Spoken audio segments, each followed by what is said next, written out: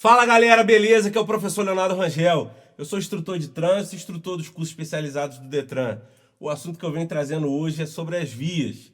Cara, fala pra mim, via de trânsito rápido, via arterial, coletora, local, rodovia, estrada, tudo isso que eu te falei, te surgiu alguma dúvida? Você sabe diferenciar quem é quem aí das que eu falei? Se você não sabe, não sai daí não. Antes de qualquer coisa, já se inscreve no canal, clica no sininho para receber notificação, compartilha esse conteúdo com seus amigos que você achar que é importante.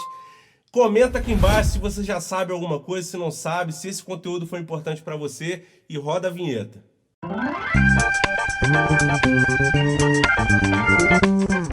Pessoal, antes de qualquer coisa, eu preciso dizer o que é definição de via, de acordo com o anexo 1 do Código de Trânsito. Diz o seguinte: é a superfície por onde transitam veículos, pessoas e animais, compreendendo a pista, a calçada, o acostamento, ilha e canteiro central. As vias elas se dividem em dois grupos, em urbanas e rurais.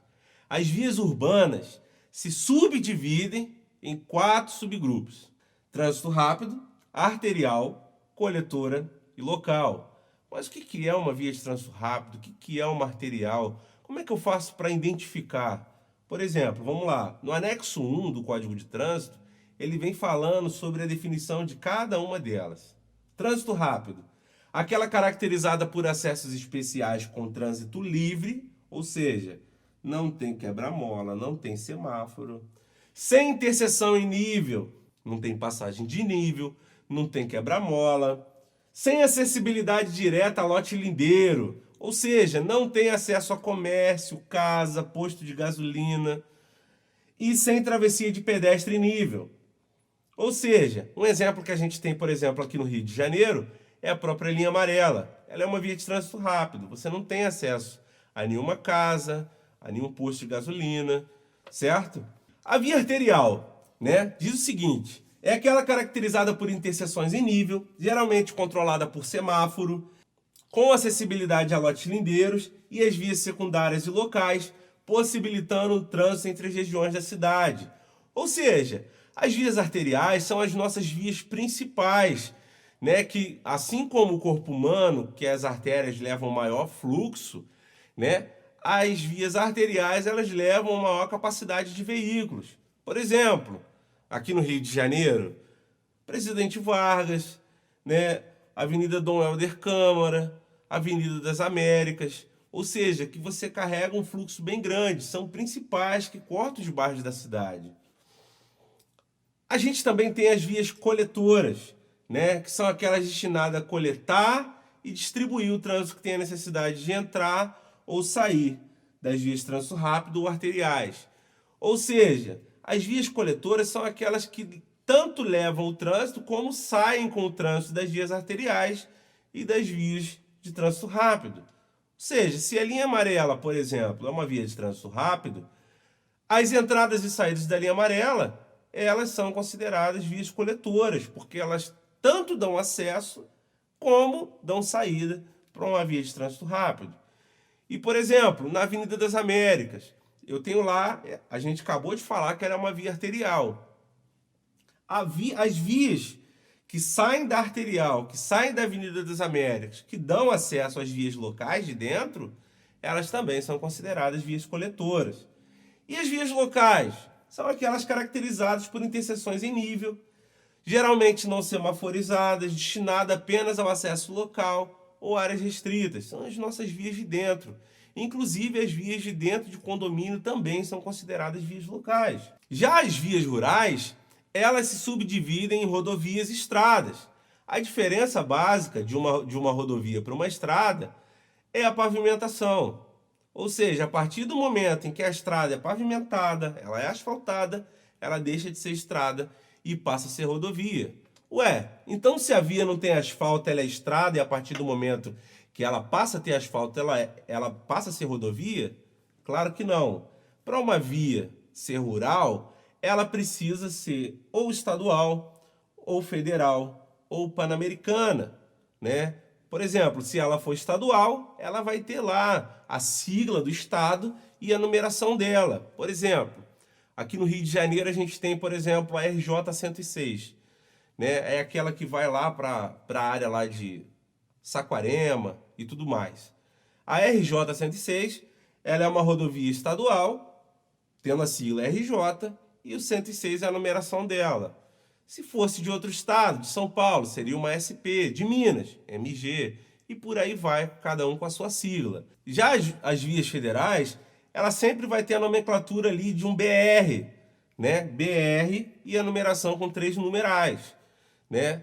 BR 040, BR 101, BR 116, como outras que a gente conhece. Inclusive, se vocês quiserem, eu posso fazer um conteúdo aqui no canal explicando sobre qual é o significado de cada numeral das rodovias federais. Rodovia que inicia com 0, com 1, com 2. Você se interessou? Comenta aqui embaixo. Se a galera comentar aqui, a gente vai preparar esse conteúdo, com certeza. E por fim, a gente também tem as rodovias pan-americanas, que são aquelas que cortam de um país a outro. Mas então, o fato de eu ter explicado a característica de cada via para vocês é justamente porque eu vou falar da velocidade pré-estabelecida por lei que existe para cada uma quando não houver sinalização. O artigo 61 diz o seguinte, que as vias, né, elas devem ser sempre sinalizadas, mas quando não houver sinalização, vai existir lá uma velocidade pré-estabelecida por lei. Ou seja, uma via de trânsito rápido, quando não houver sinalização, ela vai ter uma velocidade pré-estabelecida de 80 km por hora, uma arterial de 60 km por hora, uma coletora de 40 km por hora e uma local de 30 km por hora. Já nas vias rurais, as rodovias de pista dupla, para automóveis, caminhonetas e motocicletas, vai ter uma velocidade pré-estabelecida de 110 km por hora. Para os demais veículos, ônibus, micro-ônibus, caminhão, você vai ter uma velocidade pré-estabelecida de 90 km por hora. Já nas rodovias de pista simples, quando não houver sinalização, automóveis, motocicletas e caminhonetas terão uma velocidade pré-estabelecida de 100 km por hora e os demais veículos, ônibus, micro-ônibus, caminhonetes, caminhões, uma velocidade pré-estabelecida de 90 km por hora. E já nas estradas, sempre que não houver a sinalização, você vai ter uma velocidade máxima permitida aí de 60 km por hora. Mas por que existem essas velocidades pré-estabelecidas?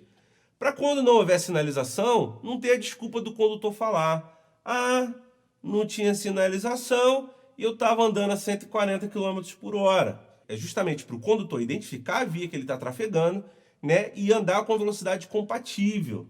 Lembrando também que você precisa identificar essas velocidades para as vias, porque as vias também têm uma velocidade mínima que você pode trafegar. Ou seja, a velocidade mínima de uma via será sempre 50% da velocidade máxima permitida. Ou seja, se uma via é de 80 km por hora, você não deve trafegar abaixo dos 40 km por hora, a não ser em casos que o trânsito encontre essa demanda. E aproveitando, eu vou falar das infrações que estão elencadas no Código de Trânsito por velocidade. No artigo 218, no inciso 1º, ele diz lá que exceder o limite de velocidade até 20% é uma infração média, né? Você vai ter 4 pontos ali no prontuário e um valor de R$ 130 para você pagar. O inciso 2º, ele diz que exceder o limite de velocidade de 20% até 50%, você leva uma infração grave, penalidade de multa, 5 pontos e o valor aí de R$ 195. Já o inciso 3º, ele diz que se você exceder o limite de velocidade em mais do que 50%, você vai receber uma infração gravíssima, vezes 3, né? E suspensão do direito de dirigir. Ou seja, você vai pagar um valor correspondente a R$ 880. Dá para tu ou te aperta? E para finalizar, o artigo 219 ele dá a infração para quem trafega com limite inferior ao mínimo permitido. Ou seja, se a via é de 80 km por hora e a pessoa por vontade própria está trafegando num limite inferior a 40 km por hora, ela também pode ser penalizada com infração média. 4 pontos e R$ 130. Pessoal, o conteúdo de hoje foi esse. Eu vou pedir novamente para você se inscrever lá no canal, clicar no sininho para receber notificação, compartilhar esse vídeo com os seus amigos e quero te agradecer imensamente por ter ficado no vídeo até aqui. Um abraço.